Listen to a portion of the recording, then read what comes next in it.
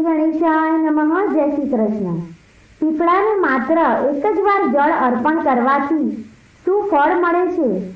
આજની આ ખૂબ જ મહાન વાર્તા દ્વારા અમે તમને જણાવીએ છીએ કે પીપળાને જળ અર્પણ કરવું કેટલું મહત્વનું છે. મિત્રો, એક વખત દેવર્ષિ નારદ નારાયણ નારાયણનો જાપ કરતા કરતા વૈકુંઠમાં પધારે છે. વૈકુંઠમાં ભગવાન વિષ્ણુ સોનાથી જડેલા ખૂબ જ સુંદર સિંહાસન પર બિરાજમાન હોય છે. તેઓ જ્યાં ભગવાન વિષ્ણુ બેઠા છે ત્યાં પહોંચે છે અને દેવર્ષિ ભગવાન વિષ્ણુને પ્રણામ કરે છે. ભગવાન વિષ્ણુને જોઈને દેવર્ષિ નારદ કહેવા લાગે છે કે હે દેવર્ષિ, આવો, વૈકુંઠમાં આપનું સ્વાગત છે. દેવર્ષિ નારદ પ્રસન્નતાથી ભગવાન વિષ્ણુને વારંવાર પ્રણામ કરે છે અને કહે છે કે હે ભગવાન, બધા જીવોને નિયંત્રિત કરનાર તે બધામાં તમે નિવાસ કરો છો. તમારા ચરણોમાં લાખો પ્રણામ. ભગવાન વિષ્ણુ હસતા હસતા કહે છે કે દેવર્ષિ, ચોક્કસ તમારા મનમાં કોઈ શંકા પેદા થઈ રહી છે. દેવર્ષિ, આજે ચોક્કસ કોઈ સમાચાર લઈને આવ્યા છે. તે ભગવાનને કહે છે કે તમે તો અંતર્યામી છો, તમારાથી કંઈ છુપાયેલું નથી. હે પ્રભુ, તમે સારી રીતે જાણો છો કે હું આજે વૈકુંઠમાં શા માટે આવ્યો છું અને તમે પણ જાણો છો કે હું શા માટે ચિંતિત છું. ભગવાન વિષ્ણુ કહે છે કે હે દેવર્ષિ, હું જાણું છું કે તમે શા માટે ચિંતિત છો અને હું તમારી સ્થિતિને સમજું છું. તમે આજે જે સંશયો દૂર કરવા માટે આવ્યા છો તે મને કહો. ત્યારે દેવર્ષિ નારદ કહે છે કે હે ભગવાન, આજે મારી સામે કેટલાક લોકોને પીપળના ઝાડને કાપતા જોયા. તે ઝાડ ખૂબ જ પીડામાં હતું અને લોકો વગર વિચારીએ પીપળાના ઝાડને કાપી રહ્યા હતા. ભગવાન, પીપળાના ઝાડમાં તમે વસો છો તો પછી લોકો આવા પાપ શા માટે કરે છે? મારે એ પણ જાણવું છે કે પીપળાના ઝાડને પાણી આપવાથી વ્યક્તિને શું ફળ મળે છે? પીપળાના ઝાડને ક્યારે પાણી આપવું જોઈએ? કયા દિવસે તેની પૂજા કરવી જોઈએ? ત્યારે ભગવાન વિષ્ણુ કહે છે કે હે દેવર્ષિ, તમે સાચું કહો છો. વૃક્ષમાં હું પીપળો છું. હું પીપળાના ઝાડમાં રહું છું. તમને પીપળાનું મહત્વ જણાવતા પહેલા આ વાર્તા દ્વારા તમને એક પ્રાચીન વાર્તા કહું છું.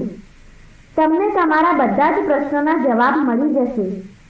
જે વ્યક્તિ આ કથા એકવાર સાંભળે છે તેના બધા પાપો નાશ પામે છે. જે તેને વારંવાર સાંભળે છે તેના બધા જ દુઃખ સમસ્યાઓ દૂર થઈ જાય છે અને તેને ધનની પ્રાપ્તિ થાય છે. જે લોકો આ મહાન કથાનો પ્રચાર કરે છે તેને વિષ્ણુલોકની પ્રાપ્તિ થાય છે. દેવર્ષિ કહે છે કે હે પ્રભુ, હું આ મહાન વાર્તા ઝડપથી સાંભળવા ઈચ્છું છું. મને આ મહાન વાર્તા ઝડપથી સાંભળવાની તીવ્ર ઈચ્છા છે. કૃપા કરીને મને આ મહાન વાર્તા ઝડપથી કહો. હું તેને ધ્યાનથી સાંભળું છું અને ત્રણેય લોકમાં તેનો ઉપદેશ આપીશ. શ્રી હરિ કહે છે કે હે દેવર્ષિ, પ્રાચીન કાળમાં એક ખૂબ જ સુંદર નગર હતું જેનું નામ નંદીગ્રામ હતું. તે નગરમાં પુષ્કર નામનો એક મહાન બ્રાહ્મણ રહેતો હતો. તે હંમેશા બધા પશુ પક્ષીઓની સેવા કરતો હતો. તેમના આશ્રમની પાસે એક પ્રાચીન પીપળાનું વૃક્ષ હતું જેની બ્રાહ્મણ દરરોજ પૂજા કરતો. તે પીપળાના વૃક્ષને રોજ પાણી આપતો તથા પ્રદક્ષિણા કરતો અને બહાર જતી વખતે દરરોજ પીપળાને વંદન કરતો. આ રીતે તે બ્રાહ્મણે તે પીપળાના વૃક્ષની પૂજા કરીને ઘણું પુણ્ય મેળવ્યું હતું. પછી એક દિવસ એક ભયંકર રાક્ષસ ખોરાકની શોધમાં તે પુષ્કર બ્રાહ્મણના આશ્રમ પાસે આવ્યો અને તે આમ તેમ જોવા લાગ્યો. તે બ્રાહ્મણ ઝૂંપડીમાંથી બહાર આવ્યો અને એક વિશાળ રાક્ષસને ત્યાં ઊભેલો જોયો. તે રાક્ષસે તે બ્રાહ્મણને જોયો કે તરત જ તે કહેવા લાગ્યો કે વાહ, આજે તાજું માંસ ખાવા મળશે. આ બ્રાહ્મણ ખૂબ જ યુવાન અને સુંદર દેખાઈ રહ્યો છે, ત્યારે હું તેને મારવા જઈ રહ્યો છું. તે રાક્ષસને જોઈને તે બ્રાહ્મણ જરાય ડરતો નથી અને તેને કહે છે કે હે રાક્ષસ રાજ, આ ગરીબ માણસની ઝૂંપડીમાં તમારું સ્વાગત છે. તમે બહુ ભૂખ્યા લાગો છો. મને કહો, હું તમારા માટે ભોજન તૈયાર કરીશ. બ્રાહ્મણના આવા શબ્દો સાંભળીને રાક્ષસ આશ્ચર્યચકિત થઈ ગયો અને વિચારવા લાગ્યો કે આ બહુ આશ્ચર્યની વાત છે કે આ બ્રાહ્મણ મારાથી સહેજ પણ ડરતો નથી. આ બ્રાહ્મણ જરૂર કોઈ તપસ્વી હશે. અને પછી રાક્ષસ કહેવા લાગે છે કે તું કોણ છે અને આ જંગલમાં કેમ રહે છે? તું મારાથી શા માટે ડરતો નથી? ત્યારે બ્રાહ્મણ કહે છે કે હું ભગવાન વિષ્ણુનો ભક્ત છું. આ દુનિયામાં કોઈ પણ વસ્તુથી ડરતો નથી. તેથી તમે મને કહો કે તમને શું જોઈએ છે, કે તમારી ઈચ્છા હું પૂર્ણ કરીશ. ત્યારે રાક્ષસને કહે છે કે તમે આ ઝાડ નીચે બેસી જાઓ. તે રાક્ષસ આ પીપળાના વૃક્ષ નીચે બેસી જાય છે અને તેનું શરીર સળગવા લાગે છે અને તે તરત જ તેને મૃત્યુ પામે છે. અને તે રાક્ષસના શરીરમાંથી એક દૈવી પુરુષ બહાર આવે છે. તે માણસને રાક્ષસની યોનિમાંથી મુક્તિ મળે છે. તે માણસ ખૂબ જ પ્રસન્ન થાય છે અને તે બ્રાહ્મણને કહેવા લાગે છે કે હે બ્રાહ્મણ, કેવો ચમત્કાર થયો! આ કયું વૃક્ષ છે જેની નીચે રહીને મને મોક્ષ મળ્યો? ત્યારે તે બ્રાહ્મણ કહે છે કે હે મહાત્મા, આ પીપળાનું વૃક્ષ છે. આ ભગવાન વિષ્ણુનું સ્વરૂપ છે. આ વૃક્ષની છાયામાં આવવાથી તમારા બધા પાપો નાશ પામે છે. પછી તે દૈવ્ય પુરુષ સ્વર્ગ તરફ જવા લાગે છે. પછી એક દિવસ યમરાજ તેના દૂતોને બોલાવે છે અને કહે છે કે હે દૂતો, તમે જાઓ અને નંદીગ્રામમાં રહેનાર પુષ્કર નામના બ્રાહ્મણનો જીવ લઈ આવો. યમરાજનો આદેશ મળતા જ દૂત યમલોકમાંથી પૃથ્વી પર આવે છે અને તે બ્રાહ્મણને જીવતો પકડીને યમલોકમાં લઈ જાય છે. રસ્તામાં મહાત્મા પુષ્કર તે લોકોને કહેવા લાગ્યા કે હે દૂતો, તમે આ શું કરી રહ્યા છો? હું હજુ મરી પણ નથી ગયો અને તમે મને પકડીને યમલોક કેમ લઈ જાઓ છો? છતાં યમદૂતો કહેવા લાગ્યા કે હે બ્રાહ્મણ, ચૂપચાપ અમારી સાથે આવો. યમરાજે જ અમને તમને લાવવાનો આદેશ આપ્યો છે. તે કયો ભયંકર અપરાધ કર્યો છે અમે પણ જાણવા માંગીએ છીએ. તે શું પાપ કર્યું છે? પછી તે બ્રાહ્મણ શાંત રહીને તે યમના દૂતો સાથે યમલોક જવા લાગ્યો. યમના દૂતોને પણ આશ્ચર્ય થાય છે. આ બ્રાહ્મણ ન તો શોક કરે છે કે ન તો રડે છે અને તેઓ દુઃખી નથી. આપણે જેને ઉપાડીએ છીએ તે બધા જ જીવો જોરથી રડે છે. યમના દૂત તે બ્રાહ્મણને લઈને યમરાજ સમક્ષ હાજર થાય છે. યમરાજ તે બ્રાહ્મણને જુએ છે કે તરત જ તેઓ ગભરાઈ જાય છે અને કહેવા લાગ્યા કે હે દૂતો, તમે આ શું કર્યું? તમે કોને ઉપાડીને લાવ્યા છો? મેં તમને પુષ્કર નામની એક બીજી વ્યક્તિને લાવવાનું કહ્યું હતું જેનું મૃત્યુ થયું છે. તમે લોકોએ મોટી ભૂલ કરી છે. તેઓ આ મહાત્માને ઉપાડીને લઈ આવ્યા. તેમની જગ્યાએ અહીં નથી. ભગવાન વિષ્ણુની પૂજા કરનાર અને પીપળાને જળ અર્પણ કરનાર આ મહાત્માને તેમની ઈચ્છા વગર અહીં લાવવો એ ઘોર પાપ છે. પછી એમના દૂતો અમને કહે છે કે હે ધર્મરાજ, કૃપા કરીને અમને માફ કરો. અમારાથી મોટી ભૂલ થઈ છે. પછી તે બ્રાહ્મણ પાસે ક્ષમા માગે છે અને તે બ્રાહ્મણ પણ તેને માફ કરી દે છે. યમરાજ તે બ્રાહ્મણને કહે છે કે હે બ્રાહ્મણ દેવતા, તમારી પત્ની અને પુત્ર વગેરે ખૂબ જ દુઃખી અને વ્યથિત થઈને રડી રહ્યા છે. કૃપા કરીને તમે તમારા સ્થાને પાછા જાઓ. અમારા દૂતોની ભૂલ માટે હું તમારી પાસે ક્ષમા માગું છું. કૃપા કરીને તમારા ઘરે પાછા ફરો. ત્યારે બ્રાહ્મણ કહે છે કે હે ધર્મરાજ, હું તમને નમસ્કાર કરું છું. હું આ દૂતોનો તેમની ભૂલ માટે આભારી છું, કારણ કે મને જીવતા તમને જોવાનું સૌભાગ્ય મળ્યું છે. આવો લાહો વારંવાર કોને મળે? હે ધર્મરાજ, મારે તમને એક વિનંતી છે કે મારે આખું નરક જોવું છે. બ્રાહ્મણની આ વાત સાંભળીને યમરાજ બોલ્યા કે ઠીક છે, તમારી હું આ ઈચ્છા જરૂર પૂરી કરીશ. પછી તે લોકો નરકમાં જાય છે. ત્યાં તે બ્રાહ્મણે જોયું કે કેટલાક લોકો ગરમ રેતી પર ચાલે છે તો કેટલાક લોકો ખૂબ જ વિલાપ કરે છે. કેટલાક પાપીઓને જંતુઓ ખાઈ રહ્યા છે. કેટલાક પાપીઓને ઉકળતા તેલના વાસણોમાં રાખવામાં આવ્યા છે તો કેટલાક પાપીઓ યમના ભયંકર દૂતો દ્વારા ત્રાસ આપવામાં આવે છે. જ્યારે કેટલાકને સળગતી અગ્નિમાં પાડવામાં આવ્યા છે. બ્રાહ્મણે તે લોકોને પૂછ્યું કે શું તમે કોઈ પુણ્યનું કામ નથી કર્યું? જેના કારણે તમારે બધાએ અહીં નરકમાં આવીને ભોગવવું પડે છે?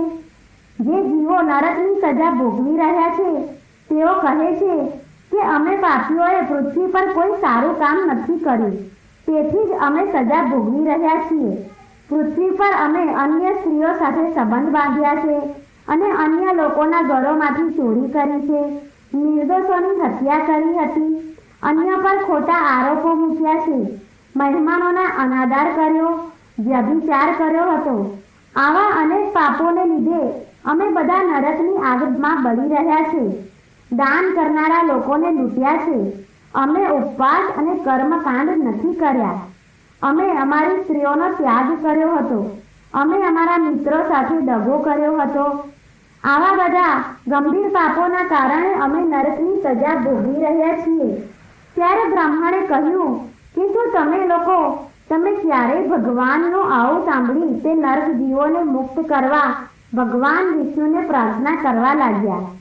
પુષ્કર બ્રાહ્મણે આટલું કહ્યું અને પેલા પાપીઓને કહ્યું કે તમે લોકોએ ભગવાન વિષ્ણુની પૂજા કરી નથી, તેથી જ તમે લોકોની આવી ભયંકર હાલત થઈ છે. જે વ્યક્તિ પૃથ્વી પર રહે છે અને ભગવાન વિષ્ણુની પૂજા કરે છે તેને ક્યારેય આવા દુર્ભાગ્યનો સામનો કરવો પડતો નથી. તેને મોક્ષ મળે છે. તમે ભગવાન હરિના ચરણોમાં ક્યારેય માથું નમાવ્યું નહીં હોય, તેના કારણે તમે નરકમાં પહોંચી ગયા છો. તમે લોકોએ ક્યારેય પીપળાને ઝાડને પાણી પાયું નહીં હોય. પીપળાના ઝાડને પાણી પાવાથી અનેક જન્મોના પાપ નાશ પામે છે. ત્યારબાદ નરકના જીવો કહેવા માંડે છે કે બ્રાહ્મણ દેવતા, અમારો અંતરાત્મા હવે શુદ્ધ થઈ ગયો છે. અમને પાપોને લીધે ભયંકર કષ્ટ થાય છે. અમારું શરીર નરકની અગ્નિથી સળગી રહ્યું છે, પરંતુ જે પવન તમારા શરીરને સ્પર્શીને અમારી તરફ વહી રહ્યો છે તે અમને સુખ આપી રહ્યો છે. નરકની અગ્નિથી અમારા દુઃખ ઓછા થયા છે. હે બ્રાહ્મણ દેવતા, થોડા ક્ષણો માટે તમે અહીં રોકાઓ. ઘણા વર્ષોથી અમે સતત દુઃખ ભોગવી રહ્યા છીએ. અમારું શરીર બળી રહ્યું છે. હે બ્રાહ્મણ દેવતા, તમારા દર્શન કરીને જ અમે સંતુષ્ટ થઈ ગયા છીએ. અમારા પર થોડી દયા કરો. યમરાજ કહે છે કે હે બ્રાહ્મણ, હવે તમે નરક જોઈ લીધું છે. હવે તમે તમારા ઘરે પાછા ફરો. તમારી પત્ની શોકમાં રડી રહી છે. બ્રાહ્મણ કહે છે કે હે ધર્મરાજ, આ જીવોને દુઃખમાં જોઈને હું કેવી રીતે જાઉં? હું તમારા દૂતો દ્વારા માર્યા પછી અગ્નિ જ્વાળાઓમાં પડી ગયેલા આ નરક જીવોના આ સળગતા રુદનને સાંભળી શકું છું. એવું સંભળાય છે કે હે મને બચાવો, મારી રક્ષા કરો. ભગવાન વિષ્ણુની પૂજા કરું છું. જો હું આ દુઃખી જીવોની અવગણના કરીશ તો મારું જીવન વ્યર્થ થઈ જશે. યમરાજ કહેવા લાગ્યા કે હે બ્રાહ્મણ, તમે શ્રેષ્ઠ છો. તમે આ પાપીઓ વિશે ચિંતા કરશો નહીં. આ બધા તેમના કર્મોનું પરિણામ ભોગવી રહ્યા છે. ભગવાને તેમના માટે આ જ સજાની જોગવાઈ કરી છે, જેથી તેમના આત્માઓ શુદ્ધ થઈ શકે. તમે તેમના માટે કંઈ કરી શકતા નથી. આવું સાંભળી તે નરક જીવોને મુક્ત કરવા ભગવાન વિષ્ણુને તે પ્રાર્થના કરવા લાગ્યો. તે બ્રાહ્મણ ભગવાન વિષ્ણુને પ્રાર્થના કરવા લાગ્યો અને કહ્યું કે હે પ્રભુ, મેં સાચા હૃદયથી તમારી પૂજા કરી હોય અને મેં આખું જીવન ફક્ત તમારી ભક્તિમાં સમર્પિત કર્યું હોય કે હે પ્રભુ, મેં સાચા હૃદયથી તમારી પૂજા કરી હોય અને મેં આખું જીવન ફક્ત તમારી ભક્તિમાં સમર્પિત કર્યું હોય તો હું આ પાપી આત્માઓને મારા બધા પુણ્ય આપું છું. તમે તેમને દુઃખમાંથી મુક્ત કરો. તેમને નરકના ત્રાસમાંથી મુક્ત કરો. હે કૃષ્ણ જગન્નાથ, હે વિષ્ણુ, આ નરકમાં પડેલા પીડિત જીવોની રક્ષા કરો. પુષ્કળ બ્રાહ્મણે આટલું કહ્યું કે તરત જ ત્યાં ભગવાન વિષ્ણુ પ્રગટ થયા અને તે નરકના જીવોને તેમના દુઃખમાંથી મુક્તિ મળી અને તેઓ બધા નરકનો ત્યાગ કરીને સ્વર્ગમાં જવા લાગ્યા. નરકના જીવો કહેવા લાગ્યા કે બ્રાહ્મણ, તમારો સદૈવ વિજય થાય. તમારી કૃપાથી અમે પાપી મોક્ષને મોક્ષ મળ્યો છે. નરકના બધા જીવો સ્વર્ગ તરફ જવા લાગ્યા, પરંતુ તેમાંથી કેટલાક હજુ પણ તે નરકમાં દુઃખી થવા લાગ્યા. મોક્ષ ન મળ્યો. આ અદ્ભુત ચમત્કાર જોઈને યમરાજ આશ્ચર્યચકિત થઈ ગયા. આ બ્રાહ્મણે કયા ગુણના પ્રભાવથી નરકના જીવોને મુક્ત કર્યા છે? ત્યારે ભગવાન વિષ્ણુ તે જગ્યાએ દેખાય છે. તે બ્રાહ્મણ અને યમરાજ ભગવાન વિષ્ણુને નમસ્કાર કરે છે. યમરાજ ભગવાન વિષ્ણુને પૂછે છે કે હે ભગવાન, આ બ્રાહ્મણે એવું કયું પુણ્ય કર્યું છે કે તેને એક સાથે આટલા નરક જીવોને મુક્ત કર્યા, અને કયા પાપને કારણે આ જીવો હજુ સજા ભોગવી રહ્યા છે? ત્યારે ભગવાન વિષ્ણુ કહે છે કે હે ધર્મરાજા, આ બ્રાહ્મણે પીપળાના ઝાડને રોજ પાણી પીવડાવ્યું છે અને તે વૃક્ષની પૂજા કરી છે. તેથી જ તે એટલો મોટો સદ્ગુણી આત્મા બની ગયો છે કે તેને નરકના જીવોને મુક્ત કરવાની શક્તિ મળી ગઈ છે. જે અન્ય જીવો હજુ પણ નરકમાં દુઃખ ભોગવી રહ્યા છે, કારણ કે તેઓએ તેમના આગલા જન્મમાં પીપળાનું વૃક્ષ કાપ્યું હતું. તેથી જ તેઓ મોક્ષ પામી શક્યા નથી. જે વ્યક્તિ પીપળાના ઝાડને માત્ર પાણી પાય છે તે ક્યારેય નરકમાં જતો નથી.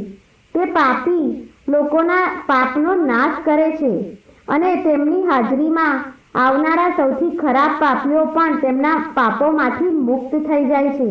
આટલું કહીને ભગવાન વિષ્ણુ તે સ્થાનેથી અદ્રશ્ય થઈ જાય છે. ત્યારબાદ યમરાજ તેને વરદાન આપે છે અને કહે છે કે હે બ્રાહ્મણ મહાત્મા, તમે ધન્ય છો. પૃથ્વી પર સદા જીવો. તમને મારાથી કોઈ પણ ભય રહેશે નહીં. જે કોઈ તમારી હાજરીમાં રહેશે તે ક્યારેય નરકમાં જશે નહીં અને ક્યારેય અકાળે મૃત્યુ પામશે નહીં. આ રીતે તે પુષ્કર બ્રાહ્મણને યમરાજે વરદાન આપ્યું. પછી યમરાજને નમસ્કાર કર્યા અને પૃથ્વી પર પાછા ફર્યા અને પહેલાની જેમ રોજ ભગવાન વિષ્ણુની પૂજા કરવા લાગ્યો અને પીપળાના ઝાડને પાણી પીવડાવવા લાગ્યા. ભગવાન વિષ્ણુએ નારદને કહ્યું કે હે નારદ, આ રીતે મેં પીપળાના ઝાડને પાણી પાવાનું મહત્વ આપ્યું છે. મિત્રો, જો કોઈ વ્યક્તિ આ કથા સાંભળે તો તેના તમામ પાપોનો નાશ થાય છે. આ રીતે ભગવાન વિષ્ણુએ મહર્ષિ નારદને પીપળાના વૃક્ષને પાણી પાવાનું મહત્વ જણાવ્યું છે. તમે પણ પીપળાના ઝાડને પાણી અવશ્ય પીવડાવજો. શનિવારે પીપળાના ઝાડને પાણી આપો અને પીપળાના ઝાડ નીચે સરસવના તેલનો દીવો કરો. દરેક એકાદશીના દિવસે તમારા પૂર્વજો માટે જરૂરી દીવો કરો અને પીપળાના ઝાડની પ્રદક્ષિણા કરો. તમારા બધા દુઃખ અને સમસ્યાઓનો અંત આવશે. તમને આ કથા વાર્તા ગમી હોય તો આ વિડીયોને લાઈક કરજો, તમારા સગા સંબંધીઓ સાથે શેર કરજો અને ચેનલને તમે પહેલીવાર જોઈ રહ્યા હોય તો સબસ્ક્રાઇબ જરૂર કરજો. જય શ્રી કૃષ્ણ.